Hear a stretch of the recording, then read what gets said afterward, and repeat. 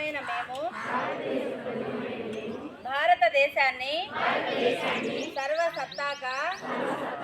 సామ్యవాద లౌకిక ప్రజాస్వామ్య గణతంత్ర రాజ్యంగా నిర్మించుకోవడానికి పౌరులందరికీ సాంఘిక ఆర్థిక రాజకీయ న్యాయాన్ని ఆలోచన భావ ప్రకటన విశ్వాసం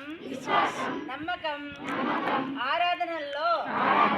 స్వాతంత్రాన్ని హోదాల్లోనూ అవకాశాల్లోనూ సమానత్వాన్ని చేకూర్చడానికి మరియు వారందరిలో వ్యక్తి గౌరవాన్ని జాతీయ ఐక్యతను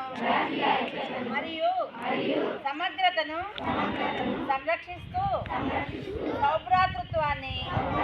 పెంపొందించడానికి 1949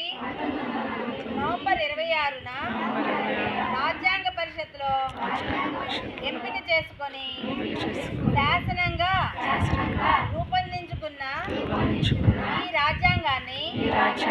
మాకు మేము సమర్పించుకుంటున్నాం. జై భారత్, జై